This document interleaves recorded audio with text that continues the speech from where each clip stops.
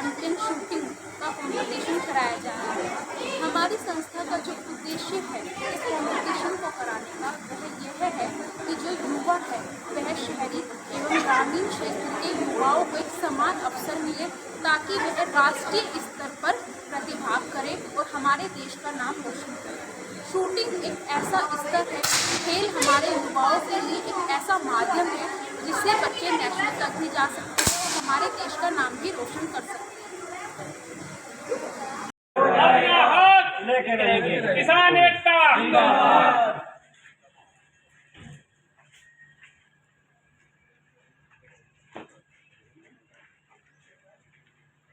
पहाड़पुर, थाना नागल, तहसील देवबंद, जनपद सहारनपुर के किसानों ने अपनी मांग और अपना ज्ञापन डीएम महोदय को सिटी मजिस्ट्रेट के द्वारा ज्ञापित किया है। असल में यहाँ पर जब से ये विकास के नाम पर विनाश होना शुरू हुआ है, किसान की दुर्दशा बढ़ती ही जा रही है। और सबसे बड़ी बात यह है कि स्वयं पुलिस प्रशासन राजस्व कोड पर खाज का काम कर रहा है। जब ये लाइन जो 440 केवी देवबंद से बागपत बनी थी, तब भी किसानों को डरा धमकाकर और फूट डालकर ये लाइन बनाई गई थी।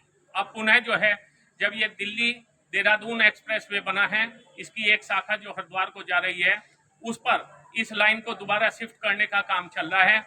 वहां पर हालत ये है कि पिछले 3 सालों से 2 खंभों को हटाना है और 4 नए खंभे बनने हैं, जिसमें से 3 खंभों की फाउंडेशन पूरी होने के बावजूद भी जो है अभी तक किसानों को 1 पैसा मुआवजे का नहीं दिया गया।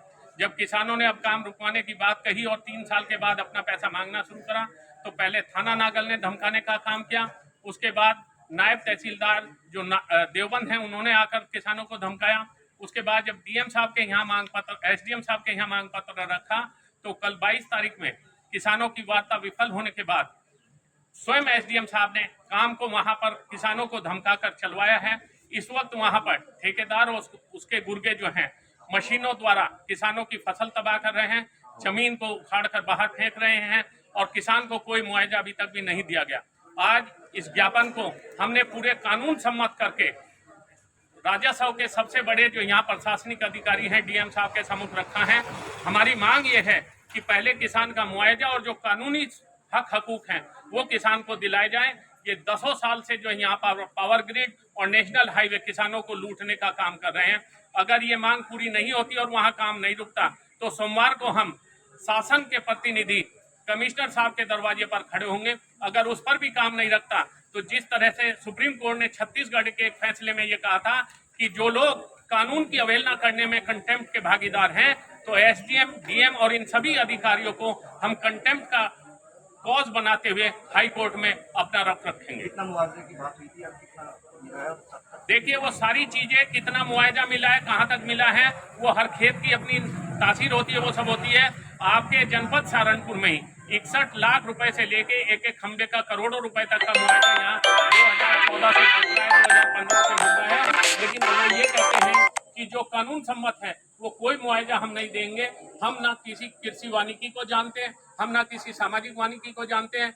जो वन विभाग के बुक वैल्यू हैं, जो नगण्य है और जो लूटपाट के संबंध है, उसी में आपको मुआवजा दिया जाएगा। स्वयं पावर ग्रिड ऊर्जा मंत्रालय का जो पत्र है, जिसमें भूमि के ह्रास की बात की गई है, जिसमें आकलन की बात कही है, वो उसको भी नहीं मानना चाहते। वो पूरी तरह से ये चाहते हैं कि इसी तरह से